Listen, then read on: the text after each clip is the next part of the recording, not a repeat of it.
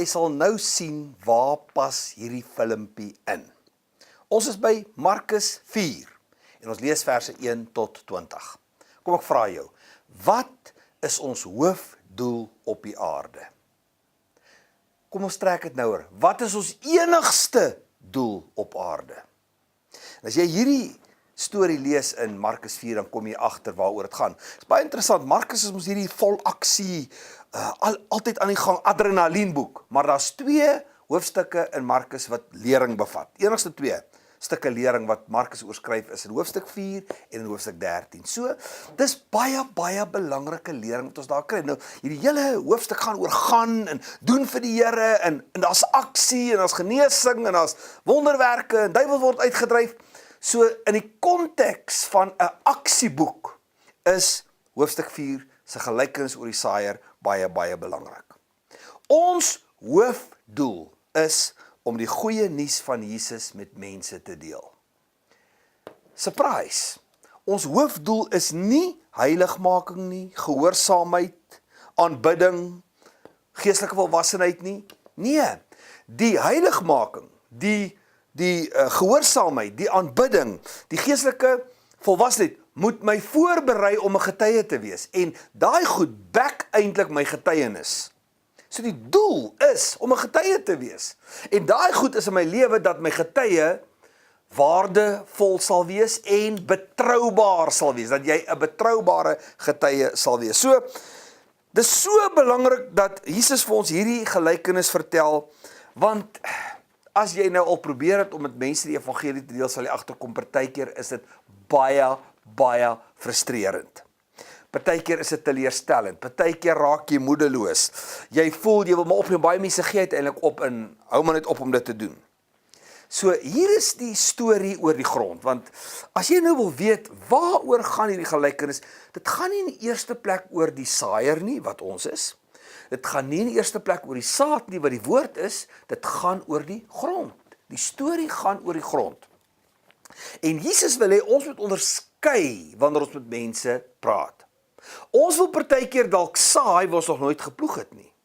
Ons wil oes waar ons nog nie eers gesaai het nie. So, die eerste punt is onderskei waar jy is. En dan moet ons vir onsself vra, moet ek nie eers in hierdie persoon se lewe ploeg nie? En dan moet ons die vraag vir mekaar vra, hoe ploeg ek in iemand se lewe? Dis wat julle vanaand moet bespreek. Hoe ploeg ek iemand se hart om, dat hy die evangelie kan hoor? Dink aan goed soos liefdesaksies byvoorbeeld.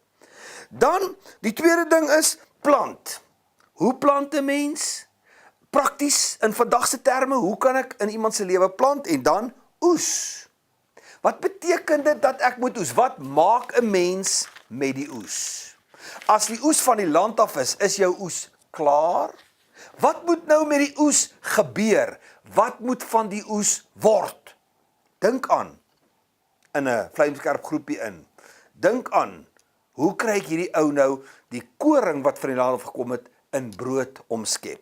Baie belangrik. So, dis absoluut kritiek dat jy wanneer jy met iemand oor die Here praat, die land sal onderskei, sodat jy kan weet wat maak jy daar. Want as jy weet, ek ploeg net in die ou se lewe, gaan jy mos nie 'n oes verwag nie, so jy gaan nie teleurgesteld wees as daar nie 'n oes nie, want jy's hier om te plant, of te ploeg dan. En partykeer dan is die land reeds geploeg, daar is al 'n mate van ontvanklikheid, maar jy saai nog, jy oes nog niks. Dit gaan maak dat 'n ou meer realisties is, en dan selfs, as Jesus praat oor die oes, dan sê hy party gee 30voudig, party gee 60voudig en party gee 100voudig. Selfs daar, wanneer daar dan 'n mate van sukses is, dan is daar grade daarvan. So, ek dink dis baie belangrik dat ons hierdie gelykenis sal bespreek en die verskillende reaksies wat mense kan hê sal bespreek en sal evalueer. En dan te weet, want as Jesus se storie hoor, dan by 3 van die lande, of 3 plekke dan waar hy gesaai het die oes misluk, en 3 het 30voudig, 60voudig en 100voudig gelewer. So, selfs as jy 30% vat, dan is dit ook eintlik maar 'n mislukte oes. So, dan beteken, maar as ons nou net werk op 3 het misluk en 3 het daar 'n oes opgelewer, dan beteken dit 50% van die kere wat jy met iemand praat, gaan dit vir jou voel jy misluk. So, wat is die boodskap? Never quit, want jou enigste werk is om die evangelie met mense te deel. Moet nooit ophou nie. Nou is ons terug by die filmpie. Baie interessant, né?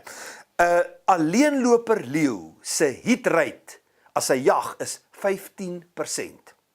15 uit 100 keer wat hy jag, vang hy iets. As hulle in 'n trop jag, skuif die hit rate op na 30%, dubbel. 30 keer uit elke 100 keer het hulle 'n vangs. Die roofdiere wat die mees suksesvolle is wildehonde. Hulle is 50 tot 70% van die kere suksesvol. Maar is interessant, wildehonde jag nooit ooit alleen nie. Wildehonde jag altyd in 'n trop. En taamlike troppe, nie 2 of 3 nie. Hulle jag in taamlike troppe. Wat sê dit vir ons oor ons suksesrate wanneer ons targets het om mense vir die Here te wen? As ons met mense praat oor die goeie nuus, kan ons dit alleen doen of het ons 'n span benadering nodig om iemand in te bring in die koninkryk van die Here? En ek dink dis een faset, dink ek, wat ons dalk nog te min aangespreek het. Hoe wen ek iemand vir die Here? Is dit my werk alleen of moet ons in 'n span operate om iemand vir die Here te wen? Kan julle daaroor praat en kan julle daaroor bespreek? En dan het ons nou 'n ding wat ons nou vanaand oor moet bespreek. Wie ken jy in jou groep waar daar nou eers geploeg moet word? En wat gaan jy doen om in daai lewe te ploeg? En hoe kan jou groep jou help? 2. Wie in jou groep ken jy waarin daar al gesaai kan word? Hoe kan jy saai? En hoe kan jou groep jou help om te saai? En die derde een is, as daar al iemand in jou groep is wat die oes van ryp is. Hoe haal ek die oes af? Wat kan ek doen om die oes af te haal? En hoe kan my groep my daarin help?